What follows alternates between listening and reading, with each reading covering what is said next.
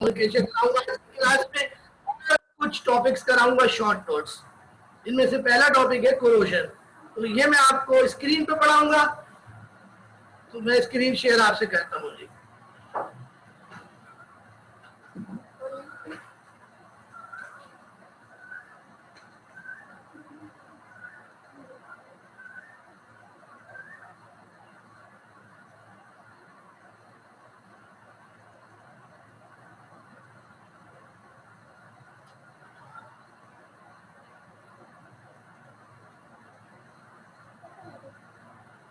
तो बच्चों आप लोग हेडिंग लगा लें अपने पास, corrosion and its prevention. Corrosion and its prevention. और ये टॉपिक बच्चों मैं आपको स्क्रीन पे कराऊंगा। थ्योरेटिकल टॉपिक है, लेकिन जो भी चीज होगी सब जाने की वो बोर्ड पे जाके बताऊंगा इंशाल्लाह। तो बच्चों ये हमारा टॉपिक है आज का। इसका नाम है corrosion and corrosion, its causes, affecting factors and its prevention. तो ये मुख्तलिफ हेडिंग्स में ये टॉपिक डिवाइड है। तो सबसे पहले बच्चों कोरोजन की डेफिनेशन आपको बताते हैं। बच्चों कोरोजन बुनियादी तौर पर एक केमिकल रिएक्शन है और ये रिडॉक्स नेचर का रिएक्शन है।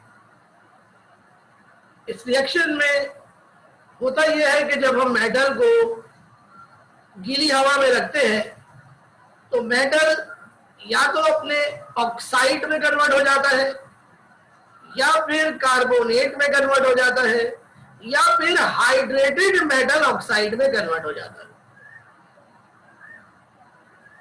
तो इसके नतीजे में मेटल अपने ऑक्साइड में या कार्बोनेट में कन्वर्ट हो जाती है, जिससे कि मेटल की इफादियत खत्म हो जाती है। तो बच्चों ये कोई अच्छा प्रोसेस नहीं है, कोई डिजायरेबल प्रोसेस नहीं है, लेकिन बच्चों हो रहा है तो हमें इसको रोकना पड़ेगा। तो आइए इसकी डेफिनेशन आपको बताते हैं। This slow, continuous and spontaneous destruction of metals at their exposed surface, यानी मेटल का वो हिस्सा जो खुला हुआ हो, due to their interaction with atmospheric oxygen and water। और ये रिएक्शन किसके साथ हो रहा है? ये डिस्ट्रक्शन किसकी वजह से हो रही है? हवा में मौजूद ऑक्सीजन और वाटर की वजह से। Involving the conversion of uncombined metal into its oxide or hydrated oxide or carbonates by the harmful and undesirable combined action of atmosphere or chemical agent। यानी ये जो रिएक्शन होगा या तो एटमॉस्फेयर में मौजूद गैसेस की वजह से होगा या फिर किसी केमिकल एजेंट की वजह से होगा। Corrosion is an electrochemical redox reaction. ये बड़ी इंपॉर्टेंट बात है बच्चों कि कोरोजन रिडॉक्स रिएक्शन है, यानी इस पे ऑक्सीडेशन और रिडक्शन एक साथ होती है। ये इसकी बच्चों जर्नल इक्वेशन है। जनरल इक्वेशन बच्चों मैं आपको बोर्ड पे दिखाता हूं, थोड़ा सा चेंज है, इसको बोर्ड पे देखें। क्या होगा जब कोरोजन होगी? कोरोजन होगी तो बच्चों जो मेटल होगी वो हवा में मौजूद ऑक्सीजन के साथ और वाटर के साथ रिएक्ट करेगी। बच्चों ये जो रिएक्शन है ये इलेक्ट्रोकेमिकल रिडॉक्स रिएक्शन है। इस रिएक्शन में मेटल ऑक्सीजन के साथ मिलकर या तो बना लेगी मेटल ऑक्साइड या फिर बना लेगी हाइड्रेटेड मेटल ऑक्साइड या फिर बना लेगी हाइड्रेटेड मेटल कार्बोनेट, या कुछ केसेस में बन जाएगा बेसिक मेटल कार्बोनेट।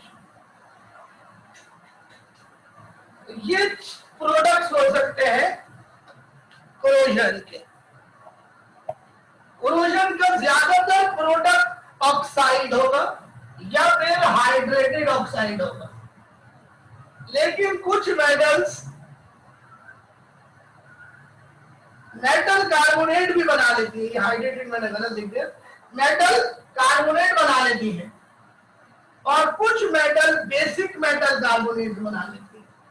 तो टोटल 4 में से कोई एक प्रोडक्ट बनेगा। ये 2 प्रोडक्ट आप समझ लीजिए 90% से ज्यादा मेटल में बनते हैं। इसके नतीजे में होता यह है कि मेटल की सरफेस पर एक लेयर बन जाती है, वो लेयर कहलाती है कोरोडेड मेटल। ये जो लेयर बनती है, इस लेयर को कहते हैं कोरोडेड मेटल, जिसके नतीजे में मेटल की सारी ताकत खत्म हो जाती है, मेटल की सारी स्ट्रेंथ खत्म हो जाती है। हाँ बेटा, जंग जैसे होते हैं ना, उसे जंग भी जो है वो कोरोजन ही की एक टाइप है, जो मैं अभी आपको बताऊंगा। तो बच्चों, फिर दोबारा स्क्रीन शेयर कर रहा हूं आपके साथ, आप ये इक्वेशन कॉपी कर लीजिए।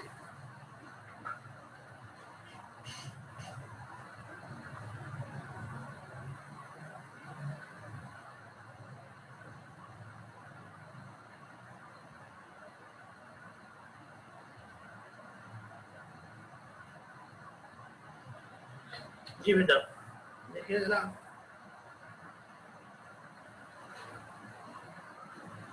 metals are eaten away or corroded by the process of corrosion on their exposed surface। बच्चों, कोरोजन की वजह से मेटल का जो खुला हुआ हिस्सा होता है वो खराब हो जाता है, वो खा लिया जाता है, यानी वो खत्म हो जाता है। Followed by the corrosion of inner surface and then continues up to certain depth। और फिर बच्चों, कोरोजन यहीं तक नहीं रुकता, सरफेस तक, फिर सरफेस के बाद अंदरूनी सरफेस तक पहुंच जाता है, यहां तक के एक खास गहराई तक अंदर कंटिन्यू होता है। सो बच्चों, ये प्रोसेस कोरोजन का एक बहुत ही खतरनाक और अनडिजायरेबल प्रोसेस है, जिससे मैटर की सतह पर नाकाबिले तलाफी नुकसान पहुंचता है। बच्चों, तमाम मेटल्स में कोरोजन होता है सिवाय चंद के, लेकिन आयरन में जो कोरोजन होता है वो बच्चों बहुत ही इंपॉर्टेंट है, क्योंकि iron is a very very common metal. So rusting क्या है? Rusting is the process of corrosion of iron, which is an electrochemical redox reaction during which iron is covered or coated by combining with atmospheric moist oxygen in presence of water, developing a porous, thin, flaky and easily detachable reddish brown deposit called rust, which consists of hydrated ferric oxide.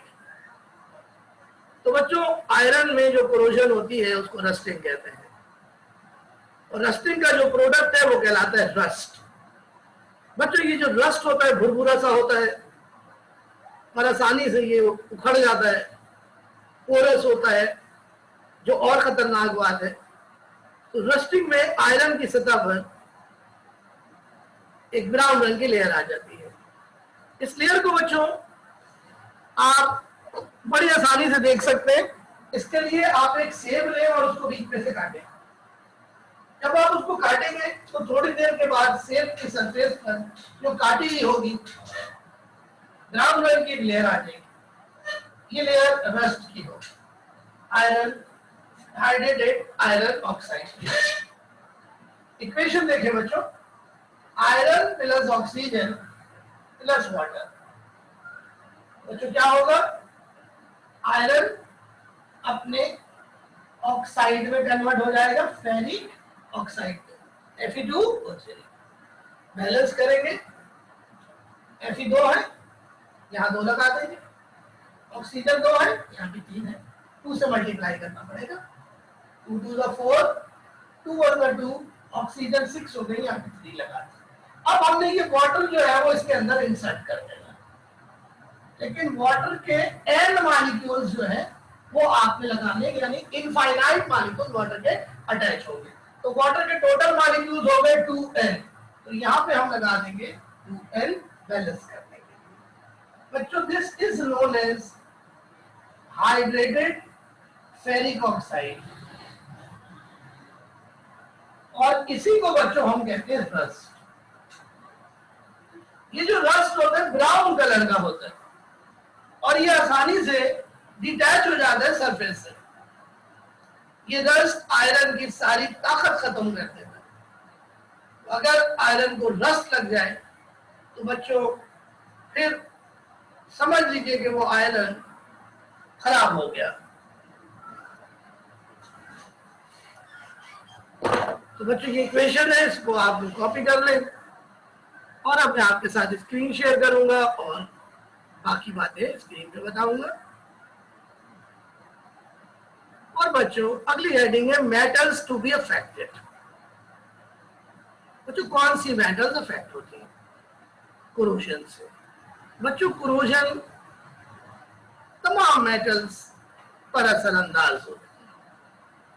सिर्फ 3 metals हैं जिनके अंदर corrosion नहीं होता, silver, gold और platinum. खवातीन खुश हो जाएं। मिसाल के तौर पर बच्चों आयरन की सतह पर ब्राउन रंग की रस्टी लेयर आ जाती है। कॉपर का कोरोजन ग्रीन कलर का होता है। जिंक के ऊपर व्हाइट डिपॉजिट आ जाते हैं। एल्युमिनियम डल हो जाती है और उसकी शाइन खत्म हो जाती है। सिल्वर जो है वो टर्निश हो जाती है, मतलब उसकी शाइन खत्म हो जाती है। तो सब मेटल्स में कोरोजन होता है, सिल्वर, गोल्ड और प्लाटिनम में नहीं होता। इनको कहते हैं noble metals. Rate of corrosion यानी कोरोजन की रफ्तार। बच्चों मुख्तलिफ मेटल्स में कोरोजन की रफ्तार मुख्तलिफ होती है।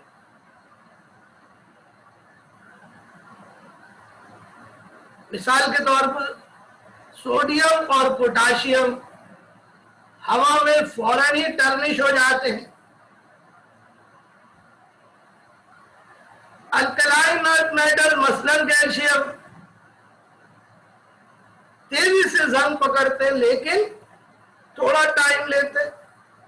आयरन को जंग स्लोली लगता है। इसके अलावा जो दूसरी लेस रिएक्टिव मेटल्स हैं, टिन, लेड, कॉपर, इन्हें बहुत स्लोली जंग लगता है, लेकिन लगता जरूर है।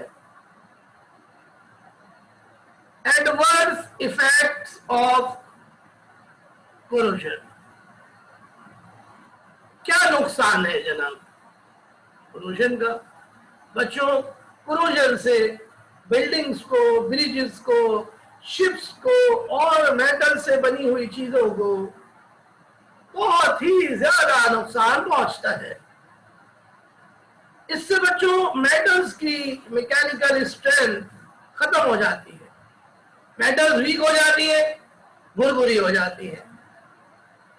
इसके अलावा मेटल्स की हीट और इलेक्ट्रिसिटी की कंडक्टिविटी कम हो जाती है। इसके अलावा मेटल्स पर एसिड और अल्कली की जो रेजिस्टेंस है वो भी कम हो जाती है। इस तरह आप समझ लें कि मेटल्स खत्म हो जाती है कोरोजन से। तो हमें कोरोजन को रोकना होगा, हर हालत में रोकना होगा। क्या हम रोक पाएंगे? आइए देखते हैं कोरोजन होता क्यों है? The corrosion of metal is due to combined effect of atmospheric oxygen in water. Corrosion की वजह है ऑक्सीजन और वाटर, और ये कोरोजन बढ़ जाता है CO2, कार्बन डाइऑक्साइड, एसिड और गैसियस पॉल्यूटेंट्स की मौजूदगी में, यानी एसिडिक एनवायरमेंट प्रमोट करता है कोरोजन को। तो बच्चों, क्या हम हवा को रोक सकते हैं, पानी को रोक सकते हैं, CO2 को रोक सकते हैं, गैसियस पॉल्यूटेंट्स को रोक सकते हैं मेटल तक पहुंचने तक? नहीं, हम नहीं रोक सकेंगे। इसलिए कोरोजन को हम रोक तो नहीं सकते, कंट्रोल जरूर कर सकते हैं। Conditions favouring rusting. लोहे को जंग लगता है, लेकिन ये जंग लगने का अमल चंद फैक्टर्स की मौजूदगी में तेज हो जाता है। पहला फैक्टर है मॉइस्चर। मॉइस्चर ज्यादा होगा, रस्टिंग ज्यादा होगी। ऑक्सीजन और एयर, ऑक्सीजन ज्यादा होगी तो ऑक्सीडेशन तेजी से होगी। वीकली एसिडिक एटमॉस्फेयर इलेक्ट्रोलाइट का काम करेगा, जिसके नतीजे में इलेक्ट्रोलिसिस तेजी से होगी। बच्चों, इलेक्ट्रोलाइट की मौजूदगी यानी नमक या एसिड की मौजूदगी भी रस्टिंग को तेज कर देगी। इसी तरह अगर पानी में सॉल्ट डिसॉल्व है तो ज्यादा तेजी से कोरोजन होगी, समंदर के पानी में ज्यादा तेजी से कोरोजन होती है। इसी तरह इम्प्योर आयरन में मौजूद इम्प्योरिटीज रस्टिंग को तेज कर देती है।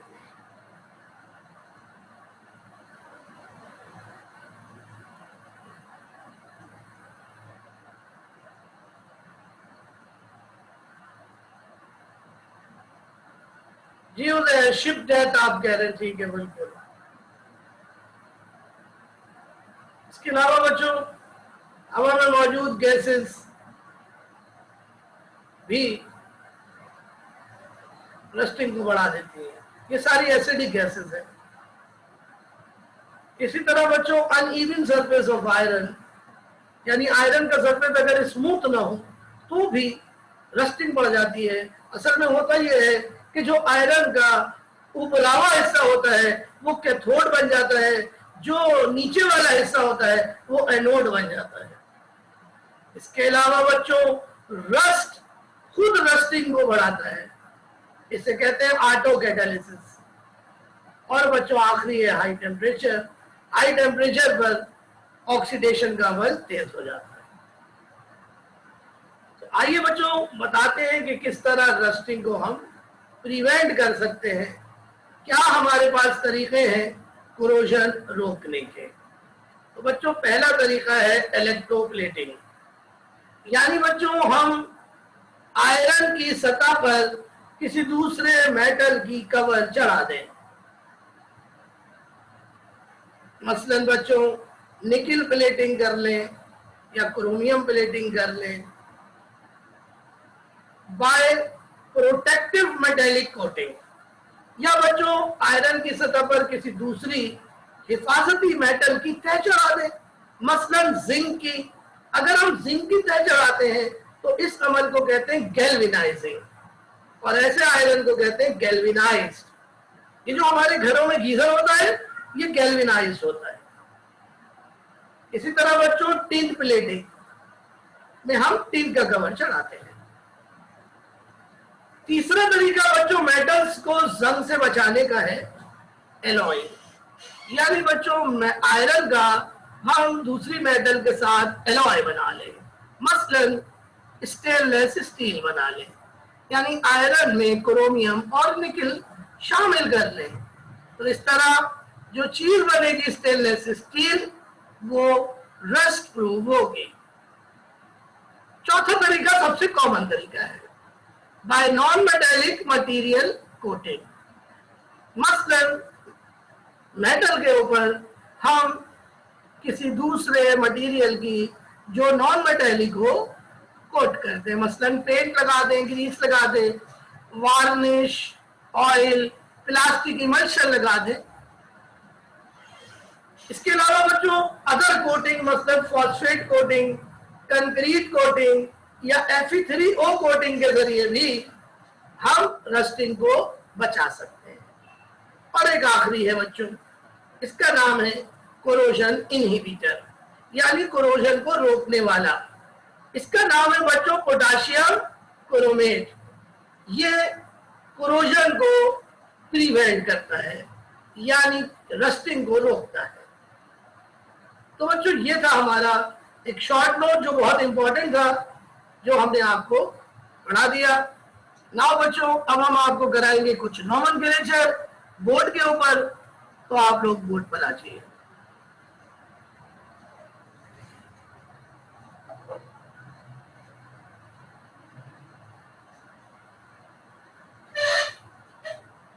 तो कल मैंने आपको नोमेनक्लेचर की लिस्ट भेजी थी, वो आपने सॉल्व करने हैं नोमेनक्लेचर। आहिस्ता आहिस्ता उनको सॉल्व कीजिए। अब आप देखिए बोर्ड पर,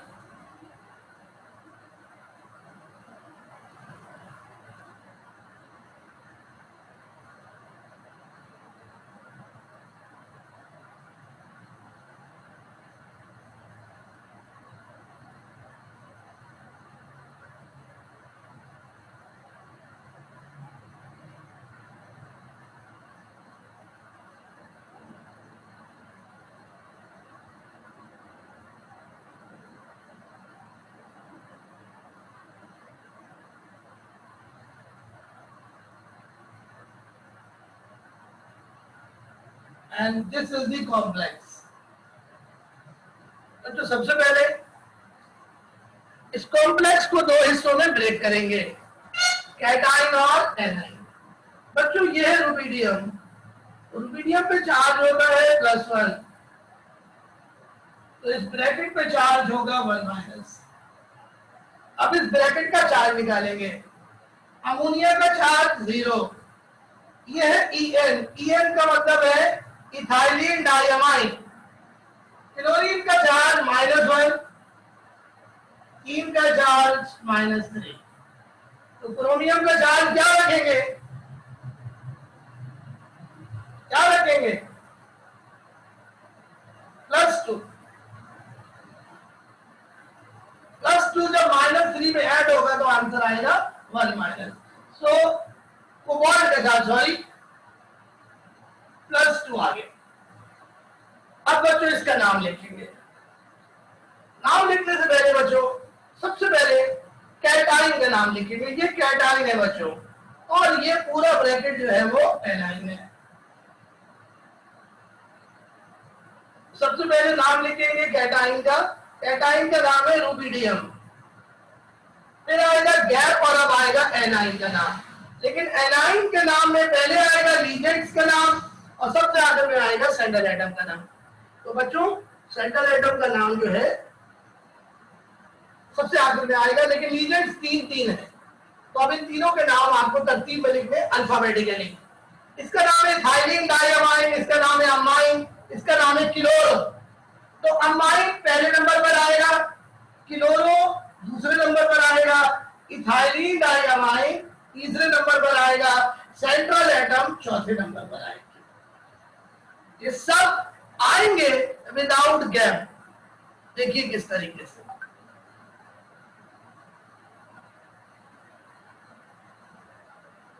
अमाइन, फिर आएगा ट्राइक्लोरो, ट्राइक्लोरो,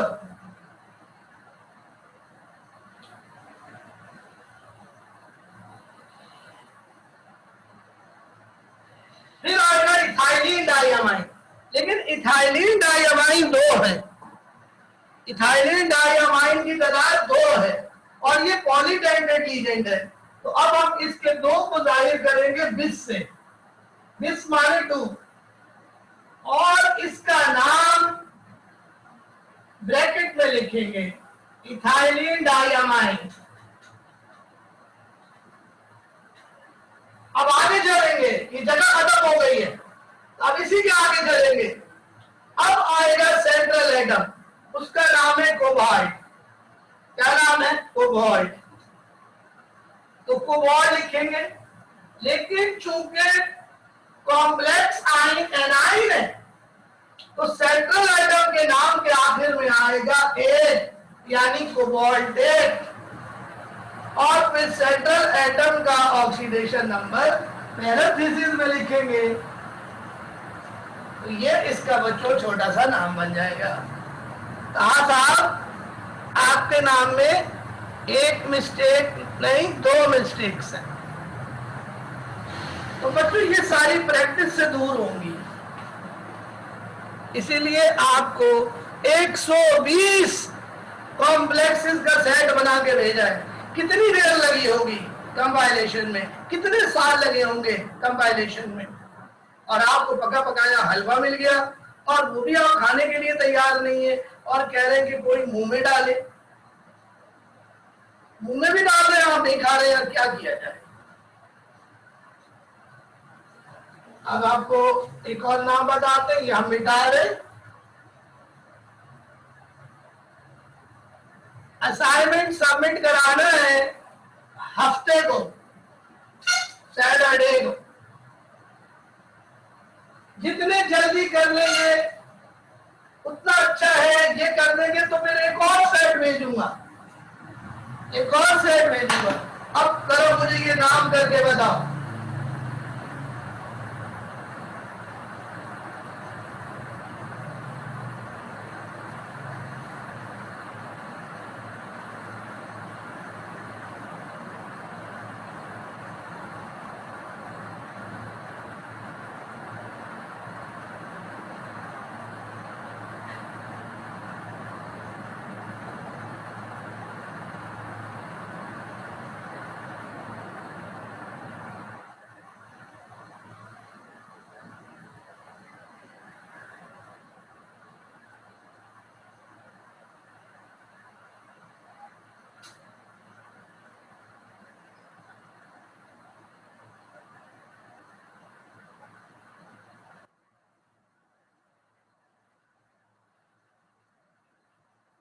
अब इसका नाम करके बताओ जल्दी से, बस। अगर ये नाम कर दिया तो बल्ले बल्ले हो जाएगी। आप पूछेंगे तो मैं आपको बता दूंगा नाम।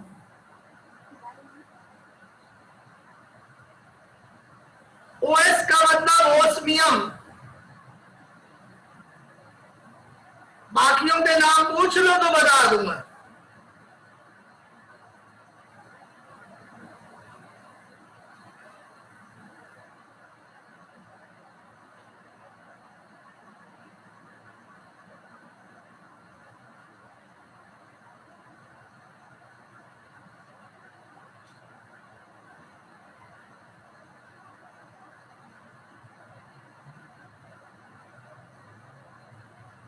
एनसी का नाम आइसोसाइनो,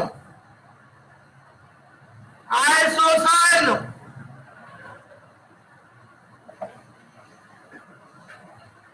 इसका नाम है आइसोसाइनो, लेकिन अल्फाबेटिकली सी देखोगे, इसका नाम है आइसोथायोसाइनेटो।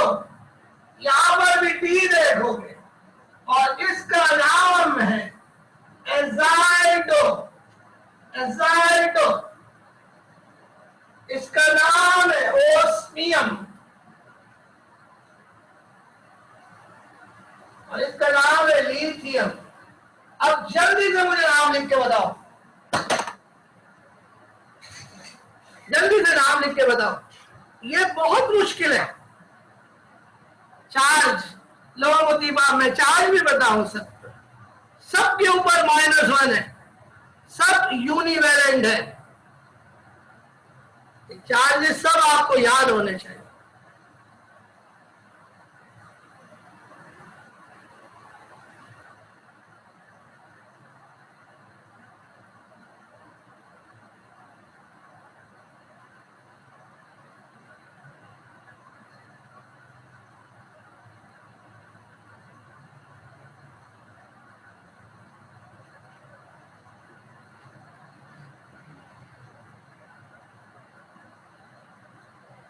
सबका चार्ज -1 है अलग अलग।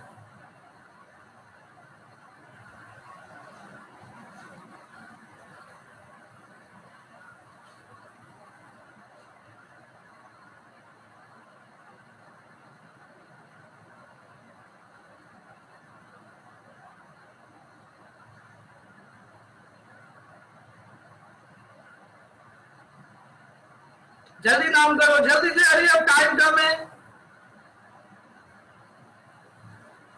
अल्फाबेटिकली प्लेस करना है। पहले कौन आएगा?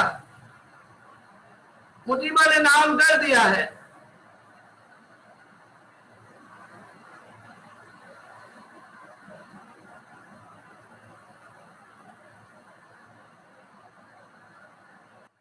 गलती हो गई है, गलती हो गई है जी मुतीबा से। नाम के अंदर कॉम्प्लेक्स एनाइन है, ओस्मियम नहीं होगा। कहा ने नाम कर दिया भाई, वाह कहा।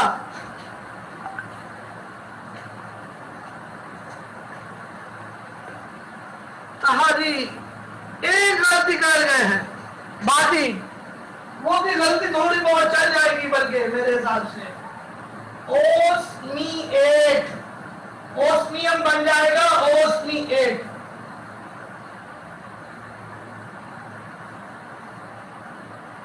या ओस्मिएट या ओस्मेट ज्यादा सही रहेगा। IUM हट जाएगा, एट आ जाएगा, ओस्मेट।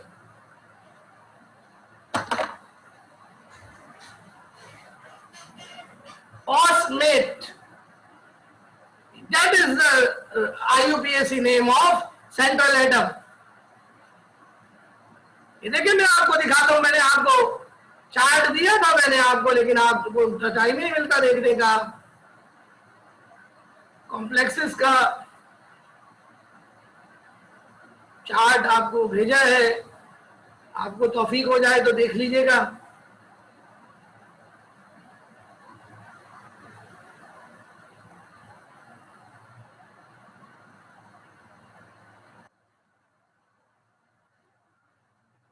ये देखिए मैंने आपको भेजा था, ये देखिए ओस्मियम यहां पर होगा इस चार्ट के अंदर, नजर आ रहा है आपको? ओस्मियम, ओस्मियम, ये रहा देखो, ऑस्मेट, ये रहा ओस्मियम ऑस्मेट। ये मैंने बता भी दिया कि किसमें से क्या निकल रहा है और क्या बन रहा है। अल्लाहू अकबर।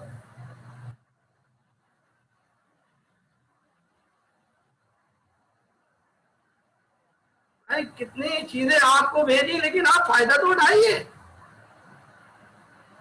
ये मैं आपको अभी भी भेज रहा हूं, दोबारा आपके सामने आ गया होगा, आपको चैट बॉक्स में भेजा है मैंने,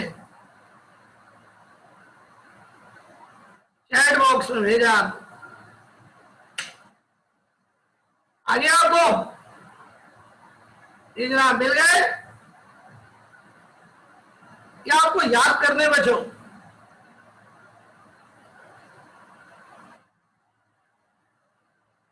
और कोई तरीका नहीं है मेरा बेटा, लगन याद किए और क्या कर सकते हैं। ये बहुत मुश्किल है, मैं बता रहा हूँ, इम्तिहान में बहुत आसान आते हैं, लेकिन बच्चों जब आप मुश्किल कर लेंगे तो आसान तो फिर आप कर ही लेंगे ना बेटा। मेरा तरीकेकार ये कि मैं मुश्किल कराता हूँ, आसान खुद ब खुद आ जाता है। तो बच्चों यहीं पर आज हमारी क्लास खत्म होगी। Just tell me how is the today's class, and now अगली क्लास में मैं आपको पढ़ाऊंगा डी ब्लॉक की प्रॉपर्टीज।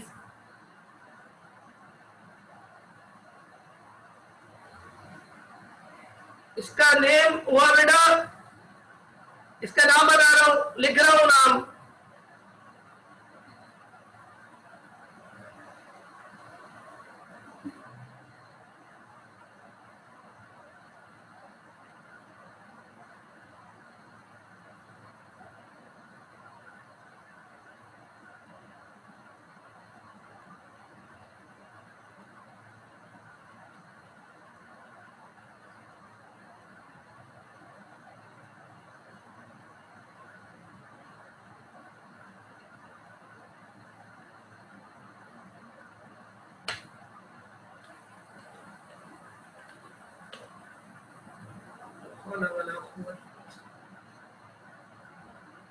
ये मैंने नाम आपको भेज दिया है जी, वो किसी और को चला गया। ये जी मैंने भेज दिया आपको। बच्चों टाइम खत्म हो गया है आज की क्लास का, तो बच्चों कल इंशाल्लाह डी ब्लॉक की प्रॉपर्टीज आपका इंतजार कर रही हैं। बहुत इंपॉर्टेंट टॉपिक है लॉन्ग क्वेश्चन का। ओके, अल्लाह हाफिज, टेक केयर। अपना फीडबैक मुझे दीजिएगा व्हाट्सएप पर।